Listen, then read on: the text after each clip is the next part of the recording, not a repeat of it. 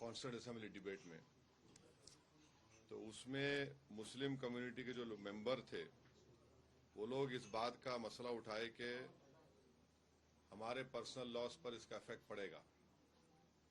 तो बाबा साहेब अम्बेडकर ने उस वक्त के जो मुस्लिम मेंबर थे कॉन्स्टिट्यूंट असेंबली को, उन्होंने ये अल्फाज कहे थे, my second observation is to give them an assurance, माने मुस्लिम मेंबर्स को कॉन्स्टिट्यूंट असेंबली डिबेट में जब संविधान बन रहा था, बाबा साहेब ने कहा कि I quite realise their feelings the matter, but I think they have read rather too much into Article 35, which merely proposes that the state shall endeavor to secure a civil code for the citizens of the country. It does not say that after the code is framed, the state shall enforce it upon all citizens merely because they are citizens. It is perfectly possible that the future Parliament may make a provision by making of a beginning that the code shall apply only to those who make a declaration that they are prepared to be bound by it, so that in the initial stage the application of code may be purely voluntary. Parliament may feel the ground by such method. Baba Saheb Ambedkar ने साफ तौर पर उस वक्त के मुस्लिम members को, जो संविधान बनाने कमेटी के मेंबर थे, कि इसको फोर्स नहीं किया जाएगा सिटीजन के ऊपर, और उस तरह का कोड सिर्फ उन लोगों पर लागू होगा जो डिक्लेरेशन देंगे कि हम उसको मानने को तैयार हैं। ये बाबा साहेब अम्बेडकर ने कहा था। तीसरी बात यह है कि आपने तो इसको यूसीसी बोल दिया, ये यूसीसी नहीं है, यूसीसी पूरे देश के लिए होता है। तो गुजरात में जो इसको बोला गया है गुजरात यूसीसी, इसको उन्होंने 7th शेड्यूल कंकरेंट लिस्ट में जो एंट्री 5 है उसके तहत इसको बनाया गया है। अब इसमें है क्या, ये उत्तराखंड का जो कोड बनाया गया था उसका कट एंड पेस्ट है, ये कंप्लीटली वो है। चौथी बात ये है कि ये रिपोर्ट आपके पास है क्या? रंजना देसाई की रिपोर्ट आप मीडिया के पास है क्या? किसी के पास है? आपके पास नहीं है। पब्लिक को मालूम नहीं उस रिपोर्ट में क्या लिखा, जनता को पता नहीं कि उन्होंने क्या एसेस किया, और उन्होंने रिपोर्ट सरकार को दे दी और सरकार ने असेंबली में इसको बिल लाकर कानून बना दिया, क्योंकि लोकल बॉडी के इलेक्शन है। जब रिपोर्ट ही किसी के हाथ में नहीं है, उन्होंने क्या फाइंडिंग्स दिए, कैसा दिया, उसका कोई जिक्र नहीं है। तो इसमें हो क्या रहा है कि Hindu marriage and divorce act है, हिंदू सक्सेशन एक्ट है, उसको पूरा लागू कर दिया आपने गुजरात के हर समुदाय के ऊपर, सिवाय शेड्यूल ट्राइब्स के ऊपर, जो गुजरात में करीब कितना 16% के करीब उनका 16% है ना, शेड्यूल ट्राइब 16% के करीब उनका पॉपुलेशन है। तो यूनिफॉर्म कैसा हुआ बताइए? वो यूनिफॉर्म नहीं है। दूसरा ये है कि आपने उसको प्रोटेक्शन दे दिया कि जिसका कस्टम एंड यूसेज होगा, यूसीसी उस पर अप्लाई नहीं होगा। अब बाज कस्टम यूसेज गुजरात में है, नौत्रो है और फूलहार है, उनको प्रोटेक्शन मिल जाएगा। और अफेक्टेड पार्टी कौन है? मुसलमान है। इसलिए है कि हमको फ्रीडम ऑफ रिलीजन है आर्टिकल 25 में, आर्टिकल 26 में, आर्टिकल 21 में, आर्टिकल 14 में। आप उन सब का वायलेशन करके आप ये कह रहे हैं कि नहीं नहीं, ये जो हिंदू मैरिज एक्ट है, हिंदू सक्सेशन एक्ट है, वो मुसलमानों के ऊपर आप लागू कर रहे हैं, जो सरासर अनकॉन्स्टिट्यूशनल है। और ये बताइए कि कैसे, और फिर आपने उसमें एक और सेक्शन बना दिया कि 16% पॉपुलेशन है ट्राइबल का। उसमें आपने क्या क्या बोल दिया उसमें कि मिसाल के तौर पर इस्लाम में एंसेस्ट्रल प्रॉपर्टी का कोई तस्वुर नहीं है, हिंदू धर्म में एंसेस्ट्रल प्रॉपर्टी का तस्वुर है। उसको एक्सेप्ट किया था, अब उसको मुसलमानों पे लागू कर रहे। चौथी बात यह है कि को पार्टनर प्रॉपर्टी में आपने बोल दिया कि चाइल्ड इन वूम, आपने डिवोर्स का मसला बना दिया कि नहीं अब तलाक होगा ही नहीं, खुला भी नहीं होगा, मुबारात भी नहीं होंगे। अब किसी का शादी खत्म करना है मुसलमान को तो उसको एडल्ट्री प्रूफ करना पड़ेगा, फिर उसको 6 महीने जुडिशियल सेपरेशन, हाँ, फिर आपको एक्सेप्शनल सर्कमस्टेंसेस कोर्ट को दिखाना पड़ेगा।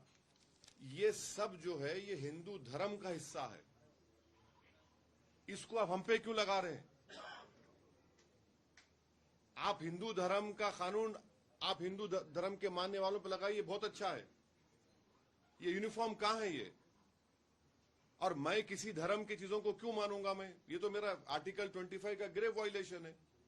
अच्छा, फिर आप बोलते कि लिव इन रिलेशनशिप हो सकता है, माने शादी का तो अब कोई शादी नहीं करके ऐसा ही किसी के साथ रहेगा, तो कहां गए मॉरल्स आरएसएस बीजेपी वालों के? इस्लाम में तो हम किसी गैर महरम औरत को या किसी गैर महरम औरत किसी मर्द को हाथ भी नहीं लगा सकती, हाथ भी नहीं लगा सकते। आप बोल रहे लिव इन रिलेशनशिप करो, कैसा करो? रजिस्ट्रेशन करा लो उसका, फिर टर्मिनेट करना है तो उसका टर्मिनेट का वो करा लो। ये क्या बात है? सैंक्टिटी ऑफ मैरिज तो खत्म हो गया ना। माने आप बगैर शादी करे किसी को भी किसी के भी साथ रह सकते हैं, आप अपने सेक्सुअल रिलेशनशिप कर सकते हैं आप, वो तो इस्लाम के धर्म के खिलाफ है, वो तो हो ही नहीं सकता। और फिर आप बोल रहे मेंटेनेंस एलिमनी होगा, वो भी हिंदू मैरिज डिवोर्स एक्ट के तहत होगा। फिर आप उसमें बोल रहे कि सक्सेशन होगा तो हिंदू धर्म के मुताबिक होगा। इस्लाम में क्या है, अगर मेरे पास एक बेटा एक बेटी है, मैं उसका एक शेयर हिस्सा है, मैं 1/3 अपनी प्रॉपर्टी किसी को नहीं दे सकता, मैं 1/3 प्रॉपर्टी किसी को दे ही नहीं सकता मैं। और अगर मैं 1/3 प्रॉपर्टी नहीं दे सकता हूं, मगर आप अब क्या कर रहे हैं, क्योंकि हिंदू धर्म में विल पावर है, अगर आपके 2 बेटे हैं एक बेटी है तो आप एक को दे सकते पूरा प्रॉपर्टी अपना, इस्लाम में नहीं दे सकते ऐसा। तो ये कौन सा इंसाफ कर रहे बदो आप बोल रहे जेंडर जस्टिस, कहां का जेंडर जस्टिस हो रहा है?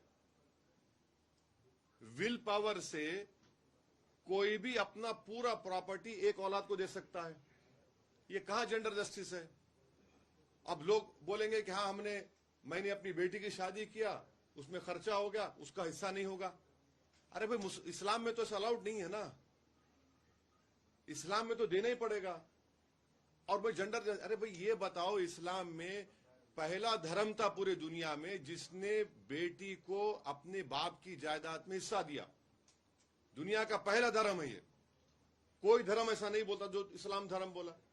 अब बोलते नहीं बेटी को आधा नहीं मिलता, अरे बेटी को बाप की जायदाद में भी हिस्सा मिलता है, शौहर की जायदाद में भी हिस्सा मिलता है, अगर भाई का नहीं रहा उसमें भी मिलता। माने देयर आर 32 वेज वेर इन, माने उससे ज्यादा भी है जो महिला को हिस्सा मिलता है। आपने विल पावर लिख दिया, तो विल पावर के जरिए से तो आपने तो सबका नुकसान कर दिया। अब कहां जेंडर जस्टिस होगा बताइए? जेंडर जस्टिस होगा ही नहीं। और ये प्रॉपर्टी राइट्स जो इस्लाम में है उसको आप ये बोलते हैं कि जेंडर बायस, नहीं, जेंडर बायस नहीं है उसमें, बिल्कुल जेंडर बायस नहीं है। आपने पूरा जितना डिवोर्स का तरीका था इस्लाम में उसको खत्म कर दिया, और आप ये बोल रहे हैं कि अगर इस कानून को कोई के बरखिलाफ काम करेगा तो उसको फाइन भी मिलेगा और उसकी जेल भी होगी। ये क्या है ये? लिव इन रिलेशनशिप आप बोल रहे कर लो, हाँ, और आप आपके धर्म का कानून मुझ पर क्यों लागू कर रहे हैं आप? ये इंसाफ है क्या बताइए आप?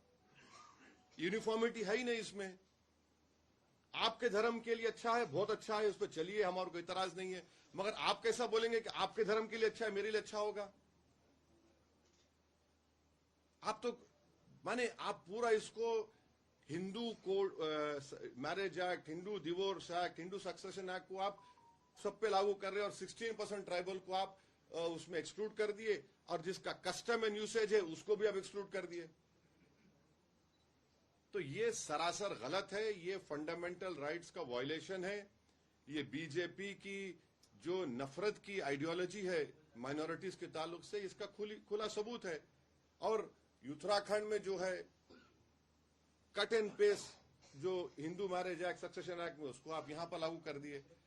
तीसरी बात यह है कि यूसीसी के ताल्लुक से इंडियन सक्सेशन एक्ट है, सेकुलर एक्ट है, आप अपना लो उसको। एडॉप्शन एक्ट है, अपना लो उसको आप। स्पेशल मैरिज एक्ट है, अपना लो उसको आप। मगर आप उसको छोड़ दे के ये सब चीजों को आप लेके मुसलमानों पे लगा रहे। मकसद एक ही है कि मुसलमान अपनी रिलीजियस आइडेंटिटी को खत्म कर दे, उनका कोई रिलीजन से ताल्लुक ना हो। अरे भाई, मेरी शादी आग के 7 फेरों से या फूल माला से शादी नहीं होती मेरे पास, क्योंकि कुरान में लिखा गया है कि खुतबा होगा, विटनेस होगा, उसके बाद मियां बीवी हस्बैंड एंड वाइफ बनते हो लोग। आप उसको भी खत्म कर देना चाहते हैं। तो सरासर ये जुल्म है, नाइंसाफी है। और हमको पूरा यकीन है कि हम जब कोर्ट में इसको चैलेंज करेंगे, हमको कोर्ट से उम्मीद है कि कोर्ट इंसाफ करेगा, क्योंकि ये आर्टिकल 21 का, 25 का, 26 का, 29 का ग्रेव वायलेशन है। और कहां यूनिफॉर्मिटी है? आप ट्राइबल्स को छोड़ दे रहे हैं, और आप कस्टम एंड यूसेज के नाम पे उसको छोड़ दे रहे हैं। विल पावर आप देकर बोल रहे हैं कि भाई अब कोई मुसलमान भी अपनी बेटी को नहीं देगा, वो किसी को बेटे को दे देगा आपने। बल्कि विल पावर में ऐसा भी है कि बेटा बेटी को छोड़ के कोई घर के नौकर को भी दे सकता है। मैं घर का नौकर था, मैं नौकर दे दूंगा, बेटा बेटी कहां जाएंगे? नहीं, विल पावर है। ये जस्टिस तो नहीं हुआ ना। तो ये हमारा इस यूसीसी के बिल के ऊपर बोलना था। अब आपका एक और क्वेश्चन होगा, अगर आप इजाजत दिए तो वही बोल देता हूं मैं। ये आपका है डिस्टर्ब एरियाज एक्ट। हाँ, नहीं, मैं खत्म कर रहा था। चाचा, मैं आपके पास आऊंगा। नहीं, बिल्कुल पूछिए आप, आपको पूरा सवाल पूछने का हक है, मेरे को जवाब देने का पूरा हक है। तो डिस्टर्ब एरियाज एक्ट के बोलता हूं मैं आपको। ये डिस्टर्ब एरियाज एक्ट में आप क्रोनोलॉजी समझिए, क्योंकि क्रोनोलॉजी का वर्ड अमित शाह उसको बहुत पॉपुलर किए थे। तो क्रोनोलॉजी ये है कि 1986 में डिस्टर्ब एरियाज एक्ट बनाया गया, क्योंकि उस वक्त राइट्स थे, और डिस्टर्ब एरियाज एक्ट बनाया गया कि डिस्ट्रेस सेल रोकने के लिए। फिर 1991 में राम मंदिर बाबरी मस्जिद का इशू उरूज पे था, तो उसको फिर लागू किया गया। उस वक्त क्या बोला गया कि कलेक्टर से परमिशन लेना सेल करने से पहले, और उसमें 2 कंडीशन थे, फ्री कंसेंट और रीजनेबल सेल प्राइस होना चाहिए। 1991 में 1995 से बीजेपी की सरकार आ गई, तो अब उस वक्त से परमिशन देना या नहीं देने का जो कलेक्टर के पास था, वो रिलीजियस ग्राउंड्स पे शुरू हो गया कि public law and order disturb होगा, डिनाई करेंगे। फिर 1996 में हाई कोर्ट ने क्लैरिफाई किया कि अगर फ्री कंसेंट है और रीजनेबल वैल्यू है, तो collector has no jurisdiction to further consider any other issue. और कलेक्टर अगर इन ग्राउंड्स पर रिफ्यूज नहीं करता है, माने कलेक्टर इसको नहीं देख रहा है फ्री कंसेंट रीजनल प्राइस, तो फिर कलेक्टर को इजाजत नहीं है, जुरिस्डिक्शन नहीं है। 2002 में क्या हुआ कि हाई कोर्ट ने यह भी हेल्ड किया कि any third party interested other than the seller and the buyer would have no लोकस स्टैंडी और authority to object to the transaction, hence the neighbours were precluded. माने अगर कोई पड़ोसी बोलेगा दो आप बेच रहे मैं खरीद रहा हूं, पड़ोसी को अख्तियार नहीं उस पर ऑब्जेक्ट करने का। 2002 का हाईकोर्ट का ऑर्डर है। 2010 में फिर हाईकोर्ट ने थर्ड पार्टी के ऑब्जेक्शन को डिसमिस कर दिया। एक हिंदू हित रक्षक समिति थी, उनका ऑब्जेक्शन रिजेक्ट कर दिया, मगर इसका मिसयूज चलता गया। फिर 2020 में फिर से हाईकोर्ट ने having considered the earlier judgments, फिर से हाईकोर्ट ने रिटेरेट किया कि फ्री कंसेंट होना चाहिए और reasonable value should be considered while granting rejecting application under Disturbed Areas Act. फिर थर्ड पार्टी का ऑब्जेक्शन उन्होंने खारिज कर दिया हाई कोर्ट ने। ऐसा सिमिलर रहा। अब 2020 में ये इनके हाई कोर्ट की जजमेंट पसंद नहीं आई बीजेपी सरकार को, उन्होंने एक अमेंडमेंट किया, क्या उसको भी हाई कोर्ट में चैलेंज किया गया और उसको क्या हुआ, ये अमेंडमेंट को स्टे मिल गया था। तो 2026 में बीजेपी की सरकार ने एक नया उसमें शगुफा छोड़ दिया कि एग्रीव पर्सन होगा। अरे भाई, एग्रीव पर्सन तो अब कोई भी हो जाएगा, अब तो सिर्फ मुसलमान नहीं है। मिसाल के तौर पर कोई रूलिंग पार्टी के आदमी को हफ्ता नहीं मिला तो बोला एग्रीव पर्सन हो गया। ये तो सबको कमीशन हो जाएगा। तो आपने तो कमीशन लेने का तो लीगलाइज कर दिया तरीका बीजेपी ने, एग्रीव पर्सन हो जाएगा। और उसमें क्या किया, कम्युनल टेंशन और livelihood of disturbance of law and order due to communal tension. इसका मतलब क्या है बताओ, डेफिनेशन क्या है? कम्युनल टेंशन और livelihood of disturbance of law and order, उसका डेफिनेशन क्या है? इसका डेफिनेशन एक ही है, इसका डेफिनेशन एक ही है कि मुसलमान अपनी जायदाद को बेच नहीं सकेगा, ना किसका खरीद सकेगा हिंदू का। और बॉर्डर एरियाज होगा वहां पर बोलेंगे नहीं नहीं ये कम्युनल टेंशन होगा। तो हमारा मानना यह है कि अर्लियर हाई कोर्ट के जो जजमेंट्स है उसकी नजर में ये सब के सब जो बनाया गया है अनकॉन्स्टिट्यूशनल है, इलीगल है और ये एक मैलिशियस इंटेंशन से पुराने हाई कोर्ट के जजमेंट्स को ओवररूल करने के लिए इस तरह का कानून बनाया गया है। और ये थर्ड पार्टी का जो एग्रीव्ड पर्सन बनाया गया है, इसमें बीजेपी के बड़े बड़े नेताओं को, कॉरपोरेटर को और आरएसएस के ऑर्गेनाइजेशन को एक फ्री हैंड दिया जाएगा कि आप बस जाकर ट्रांजैक्शन को रुका दो और ऑब्जेक्शन करते रहो।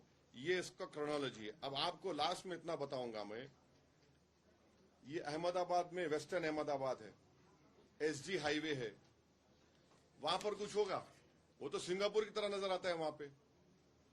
अब कहां पर प्रॉब्लम होगा? जुहापुरा में होगा, कालूपुर में होगा, दरियापुर, पलाडी, नवरंगपुरा, जमालपुर, खानपुर, जुहापुरा, वटवा में होगा। तो ये बनाया गया इसलिए सिर्फ और सिर्फ के यहां पर तकलीफ पहुंचाओ। ये हमारा मानना है, ये कानून भी गलत है।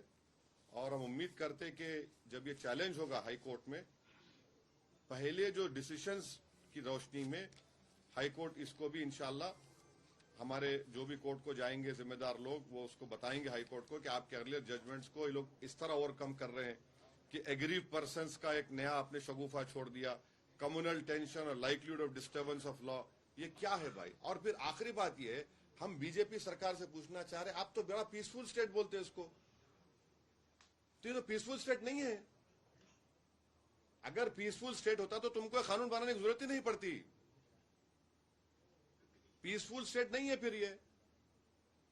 और फिर आप बोल रहे यूनिफॉर्म सिविल कोड, हाँ, यहां पर आप हिंदू कानून को मुसलमानों पे लागू कर रहे, और आप ये बोल रहे कि हिंदू मुसलमान की प्रॉपर्टी नहीं खरीद सकता, ना मुसलमान हिंदू खरीद सकता। कितना कॉन्ट्रडिक्शन है देखो आप। तो नफरत की बुनियाद पर ये पूरी पॉलिटिक्स बीजेपी कर रही है और ये देश के हित में नहीं है, ये देश के हित में नहीं है। आप अगर एक धर्म के लॉस को दूसरे धर्म के मानने वालों पर लागू करेंगे, ये देश के हित में नहीं है, ये देश के संविधान के खिलाफ काम हो रहा है। बाबा साहब अंबेडकर ने जो एश्योरेंस दिया उसके खिलाफ काम हो रहा है। राइट से पूछने दो भाई, राइट विंग। केंद्रीय मंत्री गिरिराज सिंह ने अंतिम जिन्ना कहा है, इससे आपने किया? छोड़िए ना ए छोड़िए ना, उसका काम खाली पुकारना है, छोड़ो ना। अरे हम छोड़िए उनको। हाँ हाँ, आपकी पार्टी को हमेशा ब्लेम किया जाता है कि आप बीजेपी की बी टीम हो। हाँ। तो are you considering of working with the India alliance? No, your question, your Are you B team of BJP? I am the original M team. Yes. I am the original M team. इसका मुस्लिम minority मत निकालिए, marginalise section का team हूं मैं। आज सुन, अब देखो, या तो आप कांग्रेस के बोल दो मेरे को, नहीं है ना आप, है क्या, है या नहीं है, नहीं है ना, सुनो फिर जवाब मेरा, मैं ओरिजिनल एम टीम हूं। दूसरी बात यह है कि आखिरी मर्तबा एक मुस्लिम एमपी गुजरात में कब जीता था? मैं तो स्टूडेंट ऑफ पॉलिटिक्स हूं। 84 चाचा, 84 अहमद पटेल, लोकसभा राज्यसभा थे एहसान जाफरी साहब। अच्छा चलिए, आपकी अच्छा आपकी बात, अच्छा एक सुन, तो मेरे से बहस मत करिए। No don't comment, no listen to me, you want to, अच्छा ठीक है, अच्छा ठीक है, अरे ठहरो ना, आप मेरे को बोलने दो ना, हमको बोलने दो, तुम सवाल करो, हमको बोलने दो, नहीं अच्छी छोड़िए ना, हमको बोलने दीजिए। आप अपना एजेंडा लेकर आए तो अलग बात है। 91 से अभी तक कोई मुसलमान एमपी नहीं जीता, चलो मान लिया 91 नहीं जीता, मेरी वजह से, किसकी वजह से? आज देश की पार्लियामेंट में 4% मुसलमान एमपी है, किसकी वजह से? मेरी वजह से। आसाम की मिसाल ले लो आप, 50 एमएलए कांग्रेस के बीजेपी में चले गए, 50। अभी मुख्यमंत्री कांग्रेस के एमपी थे, रिजाइन करके चले गए, उनका प्रेसिडेंट चला गया, मेरी वजह से। नहीं, मेरे पे डालना चाह रहे तो मेरे लिए बैज ऑफ ऑनर है, मेरे को इतराज नहीं है, मगर हकीकत कुछ और है। अब ये जो यूसीसी का बिल है, कांग्रेस क्यों ने डिवीजन का मुतालबा किया असेंबली में? उत्तराखंड में वॉइस वोट में कांग्रेस भी शामिल है। अनलॉफुल एक्टिविटीज प्रिवेंशन एक्ट जाकर उठाकर देख लो, 2019 में अमित शाह ने उसको और खराब किया, कांग्रेस सपोर्ट की, मैं इम्तियाज जलील अपोज किए, डिवीजन कराए हम लोग। ओम बिरला साहब स्पीकर थे, वो बोले कि ओवैसी तुम अमेंडमेंट मूव करेंगे, तुम दो ही है, मतलब सर अल्लाह है मेरे साथ। 2008 में या 9 में चिदम्बरम ने यूएपीए को पोटा हटाकर किया, मैं यूपीए की सपोर्ट कर रहा था, उसके खिलाफ बोला, उसके खिलाफ वोट दिया। मेरा भाषण है, जाकर देखो जिसको सुनना आता है। मैंने अपने भाषण में कहा था कि definition of terrorism would be used against innocent people. आज सुप्रीम कोर्ट ने जो 2 बच्चों को बेल नहीं दिया, उन्होंने उसी डेफिनेशन का हवाला दिया जिसका मैं अपोज किया था। आप लोग जो है थकते नहीं है मेरे से पूछने, जहां मैं दिख गया आपको नजर आता फलां टीम ये टीम, तो एनीवे आपका राइट है, इसका जवाब ये है।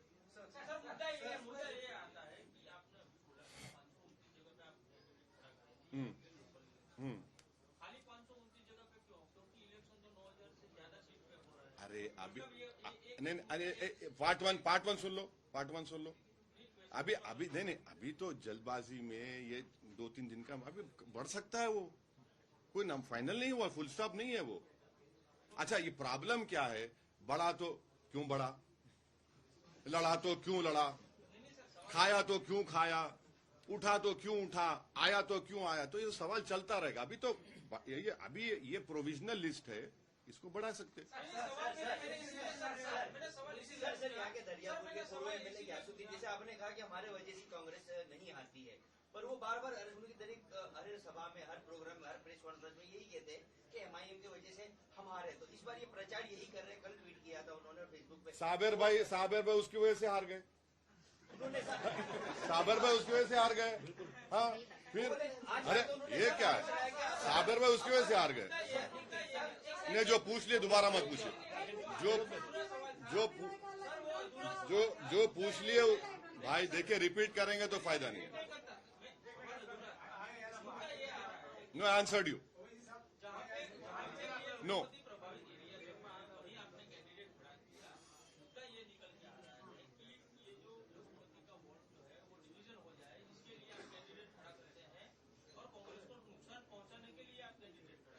एक बात सुनो, अच्छा देखो बस ऑब्जर्वेशन मत दो, क्वेश्चन करो। नहीं सुन, बंगाल में कांग्रेस किसके साथ लड़ रही है इलेक्शन? अकेले लड़ रही है। वहां क्या कर रही है फिर? कांग्रेस अलग, सीपीआई सीपीएम अलग, वहां पे क्या हो रहा है बताइए? अरे सुनिए, और एक बात, बिहार में क्या हुआ? बिहार राज्यसभा में क्या हुआ? नहीं याद है आपको? याद दिलाऊं? अरे आपको सब याद है, आप ज़हीन आदमी है। सुनिए, 5 एमएलए हमारे बिहार में थे, 5 एमएलए हमारे बिहार में थे। हमने कांग्रेस के 6, तेजस्वी यादव ने हमारा अख्तर उल ईमान से मिला के सपोर्ट करो, पहला तुम लोग डिसाइड करो, सपोर्ट करो, सपोर्ट किए। 6 में कांग्रेस के 3 गायब, आरजेडी का 1 गायब। मैं क्या पढ़ के फूका था बोल के है? हैदराबाद में जुबली हिल्स का बाई इलेक्शन हुआ, नवीन यादव हम सपोर्ट करे, वो जीता। वाइस प्रेसिडेंट ऑफ इंडिया का इलेक्शन हुआ, मैं 1 एमपी, कोई कांग्रेस का सीनियर लीडर मुझसे बात नहीं किया। हमारा चीफ मिनिस्टर मुझसे 2 मरतबा बात किए, रेवंत रेड्डी, मैं उनका शुक्रिया अदा करता हूं। हम सपोर्ट किए, क्या थे? चुनाव लड़ना मेरा राइट है, मैं कोई एनजीओ नहीं हूं, जीत हार लगी हुई है। आप 3 मरतबा नरेंद्र मोदी को देश का प्रधानमंत्री आप बना दिए। कितने सीट लड़ती है कांग्रेस पार्टी भाई? 400-500 लड़ते हैं ना, आप तो हरा ही नहीं पा रहे उनको। और बीजेपी के सत्ता में आने के बाद जितने कानून बनाए गए, उसके कांग्रेस वाले का घर टूटा क्या? किसके घर पे बुलडोजर लग रहा? किसको गोली मारी जा रही? किसके हिजाब पे सवाल उठ रहा? किसकी मस्जिद नहीं है बोला जा रहा है? अफेक्टेड विक्टिम तो हम हैं, और आप हमको बोल रहे हैं कि हमारी वजह से हो रहा है। मेरे को समझ में नहीं आ रहा है इसमें क्या विजडम है। प्रूफ तो ये है। 3-4 नहीं, एक ही सवाल, एक नहीं, अभी 10 मिनट में खत्म हो जाएगा प्रश्न। हाँ, किसमें? पुलिस ने टॉर्चर करना अनलीगली उसको टॉर्चर किया था। उसको जिग्नेश मेवाणी ने विधानसभा में सवाल उठाया, फिर वो सुप्रीम कोर्ट में, फिर वो पुलिस वाले सस्पेंड हुए। सेकेंडली 4 तोड़ा कब्रिस्तान, जहाँ 500 साल पुरानी दरगाह थी, वहाँ 25 मिलियन कॉर्पोरेशन ने उसको अनलीगली तोड़ कर ब्रेकअप करके, फिर उसको भी हाईकोर्ट के अंदर यही हिंदू नेता गए थे।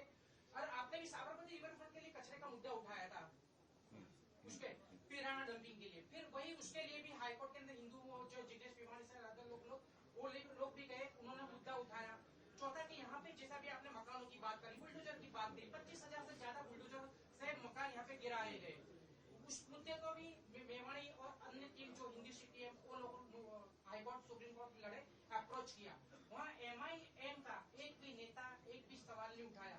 तो क्या ये इसको किस तरह देख रहे हो आप? मुस्लिम समाज की राजनीति कर रहे हो तो? एमआईएम का नेता नहीं गया, किसने आवाज उठाया?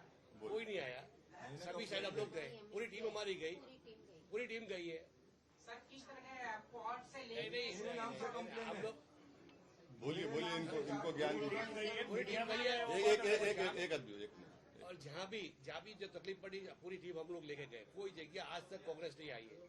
बड़ौदा से एमआईएम की टीम जंगलेश्वर में जितने भी मकान टूटे हैं, वहाँ पे गए थे आर्थिक मदद पहुँचाने के लिए। सर जो भी है, आप अरे एक बात बताओ, संसद विधानसभा से लेके विधानसभा में हमारा कोई नहीं है ना मेरे भाई। जिस दिन आ जाएगा होगा, बहुत गड़बड़ होगी। वो तो सर देखिए, एक बात सुनिए, हम लोग कोशिश कर रहे हैं, उठा रहे हैं। आपको नहीं दिख रहा है तो मैं इंशाल्लाह आपका व्हाट्सएप नंबर दे दीजिए, हम आपको रोज भिजाते रहते हैं हमारा एक्टिविटी। चलिए, सोशल मीडिया पे एक्टिविटी है हमारी। हाँ, वेस्ट बंगाल में बीजेपी और कांग्रेस दोनों ही मालदा वायलेंस में एआईएम नहीं, सब बेकार बात है, झूठ है, वो कोई ताल्लुक ही नहीं है, गलत बात है। नहीं मैम का सुनिए, आपका सवाल हो गया, बोलिए। हाँ, योगी आदित्यनाथ ने ऐसा कहा कि यदि एनडीए बंगाल में आएगी तो हम लैंड जिहाद और लव जिहाद नहीं होने देंगे। जिहाद होता है, लव जिहाद होता है, फर्टिलाइजर जिहाद होता है, जॉब जिहाद होता है। हाँ, एनवायरनमेंट का जिहाद होता है, मगर नौकरी का जिहाद होता ही नहीं है। बेरोजगारी को खत्म करने का जिहाद ही नहीं होता, गैस का जिहाद नहीं होता है। आपको मालूम, गुजरात स्टेट पेट्रोलियम का कॉन्ट्रैक्ट कतर से है और कतर पे हमला हो गया उसके ऑयल गैस रिजर्व्स पर, और उनका 20 to 30% प्रोडक्शन कम हो चुका है। स्ट्रेट ऑफ हॉर्मुज से हमारे कश्ती आ रहा है तो दोस्त है बोल के ईरान बोल रहा है, मगर 18 करोड़ रुपए टोल टैक्स लेकर छोड़ रहा है। जितना छोटे छोटे एस्टेब्लिशमेंट है, चाहे वो चाय की बंडी हो, खाने की दुकान हो, ये सब बंद हो चुके हैं। इस पर तो बात ही नहीं कर रहे हैं। खतर से गैस ले रहे तो उनको अच्छा लग रहा है क्या? वो जिहाद नहीं है। अब बताओ, आप इनका कॉन्ट्रडिक्शन देख लो आप। तो ये देश को जो समस्या है वेस्ट एशिया की जो क्राइसिस की वजह से, और एक डिल्यूजनल प्रेसिडेंट है ट्रंप, वो सुबह में एक बोलता, दोपहर में एक बोलता, शाम में एक बोलता, सो के उठ के एक बात करता है। उससे सबसे बड़ा नुकसान तो भारत को हो रहा है, चाइना को हो रहा है, जापान को हो रहा है, साउथ कोरिया को हो रहा है। हमारा यूरिया फर्टिलाइजर, एमआरआई मशीन में हीलियम डालना पड़ता, उसका कल के दिन कमी हो जाएगी। जो रमजान में पोर्ट से फ्रूट्स जाते थे वो नहीं जा पाया। बासमती चावल जो सबसे ज्यादा ईरान और इराक को बिकता था, वो उसका रेट गिर गया। तो ये समस्या है, इसके ऊपर कोई जवाब ही नहीं देना चाह रहा है। इनको सिर्फ लगा है जी हाँ, वो लोग बोल दो, ये बोल दो, ये काम है इनका। ओवैसी साहब, पवन खेड़ा ने आज कहा है कि ओवैसी साहब को ये देखना चाहिए कि असम में बीजेपी साहब जाकर कांग्रेस पर ही निशाना साध रहे हैं। ये पवन खेड़ा ने आज कहा है। देखिए, अगर आप थोड़ा हिस्ट्री देख लेंगे आसाम की, आसाम गण परिषद जब बनी थी उस वक्त कितने डिटेंशन में मुसलमान थे, और तरुण गोगोई जब मुख्यमंत्री बने कितने मुसलमान डिटेंशन में आए, ये आपको देखना पड़ेगा। तीसरा, डी वोटर जब एजीपी थे कितने थे, और तरुण गोगोई जब मुख्यमंत्री पद छोड़े कितने डी वोटर हो गए। चौथी बात यह कि कितने फॉरेनर्स ट्राइब्यूनल थे। फॉरेनर्स ट्राइब्यूनल बनाने वाला कौन? कांग्रेस। और फॉरेनर्स ट्राइब्यूनल का क्या है बताता हूं मैं आपको। उसमें जो 10 साल या 12 साल का लॉयर होता उसको ऑफिसर बना देते आप। गवर्नमेंट बनाती, जुडिशरी नहीं बनाती। तो कोई भी रोड चलता तो जाके बोलेगा ये फॉरेनर है। बर्डन ऑफ प्रूफ उस पर आ जाता है। तो ऐसा है ना, जितनी परेशानी, तबाही और बर्बादी जो का आगाज कांग्रेस पार्टी ने किया, तो कांग्रेस पार्टी का एक ग्रेजुएशन सेंटर है और बीजेपी से उनको मास्टर्स और पीएचडी की डिग्री मिल जाती नफरत की। तो जो काम कांग्रेस ने शुरू किया, अच्छा अब ये जो 50,000 मुसलमानों को बेघर किया गया आसाम में, पूछिए कांग्रेस पार्टी से कि लैंड ग्रैबिंग एक्ट का वो मिनिस्टर कौन था? रकीबुल साहब थे, जो आप एमपी हैं डुबरी के। वही कानून का इस्तेमाल हो रहा है अभी। एनआरसी जब हुआ, लेट तरुण गोगोई साहब टुक प्राइड इन एनआरसी, और एनआरसी में 2 सेक्शन थे, ओरिजिनल ऑक्यूपेंट इनहेबिटेंट और नॉन ओरिजिनल। नॉन ओरिजिनल में मुसलमानों को डाला, कांग्रेस ने डाला उसको। और एक बात बोलता हूं, कांग्रेस की पार्टी में एक गोगोई साहब हैं, नॉट गौरव गोगोई, नॉट अखिल गोगोई, दूसरा गोगोई है। जब एनआरसी की लिस्ट आई थी, उस शख्स ने मुसलमानों के 20 लाख नामों को डाला कि ये सिटीजन नहीं है, वो कांग्रेस का एलाइज है अभी। वो जानते नहीं है ना हिस्ट्री को। जानकर भी अगर खामोश होना चाह रहे तो उसका इलाज मेरे पास नहीं है। अच्छा, इतना सब जो एविक्शन हुआ 50,000 लोगों का, कहां थे भाई? वही बदरुद्दीन अजमल थे, लड़ रहे थे। और बदरुद्दीन अजमल तो सुप्रीम कोर्ट में कई केसेस डाले, आज भी केसेस चल रहे हैं। तो ये चीज है जो उनको एक्सेप्ट करना पड़ेगा। और आप बोलते ही नहीं है, आपके मुंह में दही जम जाता है। तो इसलिए आपके सवाल का जवाब ये है। आप चेक कर सकते, जितना मैं बोला हूं आप चेक कर लीजिए, आपको सच्चाई मालूम हो जाएगी। सर, मुंबई के शिवसेना के साहिलों ने बताया है कि ओबीसी राजनीति कर रहे हैं और हेमंत बिस्वा शर्मा के काम पे अरे छोड़ो ना, उनका क्या बोलना है, उनका छोड़ो ना। सर, इलेक्शन कमीशन की गाइडलाइन होती है जब जब चुनाव हो तो भड़काऊ भाषण पे ऐसी चीजें ना बोली जाए एक समुदाय को लेकर दूसरे समुदाय। तो भी कितने जो अभी चीफ मिनिस्टर हो के ऐसे पद पर रहे लोग भी इस तरह के घृणास्पद भाषण देते हैं जिससे दूसरे यानी वर्ड प्रभावित हो।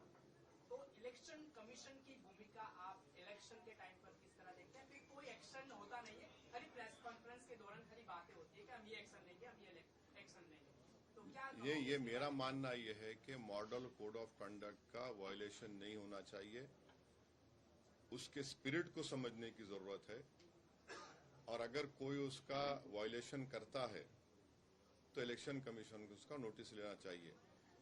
शायद आप ये पूछना चाह रहे थे कि प्रधानमंत्री ने राजस्थान में 2024 के चुनाव में कहा था कि किसका मंगलसूत्र छीन लिया जाएगा, गाय और भैंस छीन लिया जाएगा।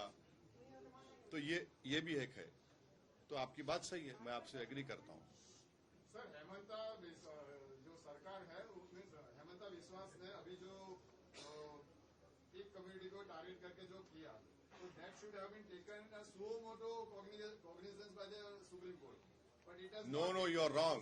You are wrong. You don't know. Mr. Badruddin Ajmal had gone to the Honorable Supreme Court.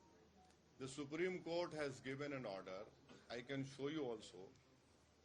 उसमें सुप्रीम कोर्ट ने एक ऑर्डर दिया है कि अगर कोई फॉरेस्ट लैंड पर है तो उनको अल्टरनेट जगह दिया जाए। और हाँ, वो केस आपको बोल देता हूं ताकि आप चेक कर सके। हाँ, वो केस है बदरुद्दीन अजमल साहब डाले, Jamaluddin versus union of India. Honourable justice Pamina Ghatanam और श्री नरसिम्हा और honourable justice Atul C Chandurkar का ये अभी पेंडिंग भी है। यहां पर अगर फॉरेस्ट लैंड पर नहीं है, डिस्टर्ब मत करो। होता क्या है, आसाम में फ्लड्स आते, फ्लड्स आने के बाद जो गरीब लोग होते चौर बोलते, अपने यहां से किसी और जगह पे जाकर रहना शुरू करते। ये भी मसला कांग्रेस पार्टी का है। कैसा है बताता हूं। जब फ्लड आया, मैं दूसरी जगह चलेगा तो मेरे को पट्टा सर्टिफिकेट देना चाहिए, डिस्प्लेसमेंट सर्टिफिकेट देना चाहिए, रिलीफ कुछ नहीं। तो ये सब वहां से शुरू होता है। ये ऑर्डर है सुप्रीम कोर्ट का जिसको सुन नहीं रही सरकार, तो उसके Yes, it is wrong. Yes, it is wrong. It is wrong. Later he disowned that video.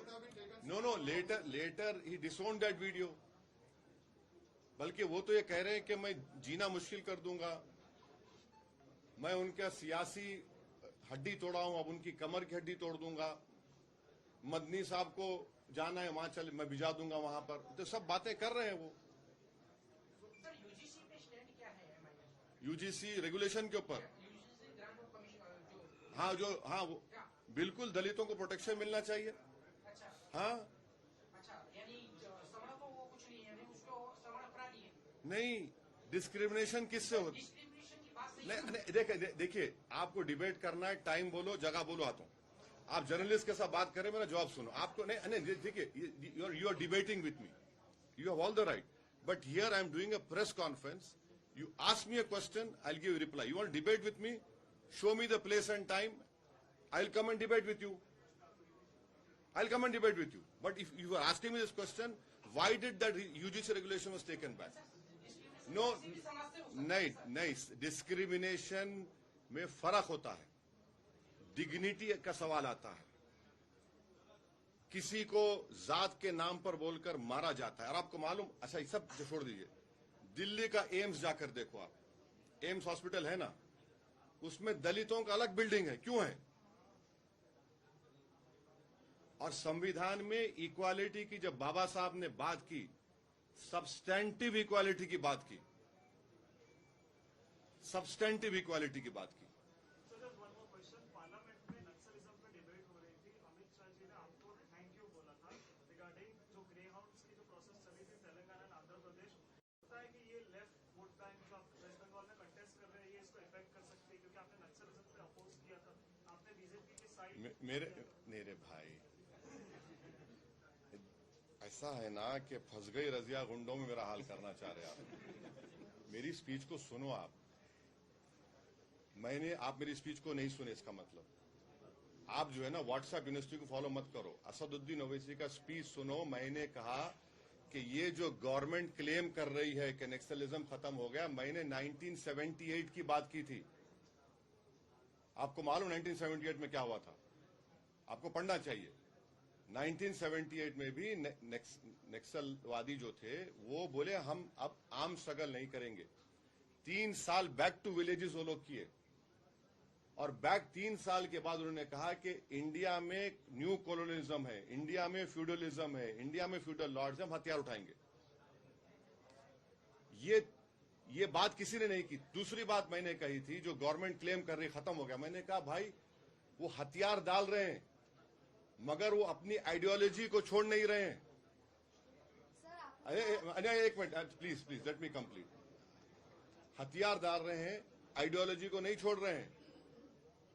तीसरी बात हमने ये की थी कि ये जो एक्सट्रीमिज्म की बात हो रही है, मैंने कहा कि the extreme right wing extremism will lead to left wing extremism. अब इसमें बोलो, अब इसमें स्पीच आप सुनते तो ऐसा सवाल नहीं करते। मेरे भाई आप सुन लिया करो। मैं बैठा हूं कि भागने वाला नहीं हूं। ऐसा सवाल ही पैदा नहीं होता कि समंदर के 2 किनारे एक हो जाएंगे। और राइट विंग एक्सट्रीमिज्म की मैंने बात की, मैंने आसाम के चीफ मिनिस्टर का हवाला दिया अपनी स्पीच में। तो आपको सुन के समझ के पूछना चाहिए, अच्छा रहता, मजा आता उसमें। चलिए, okay sir, thank you sir.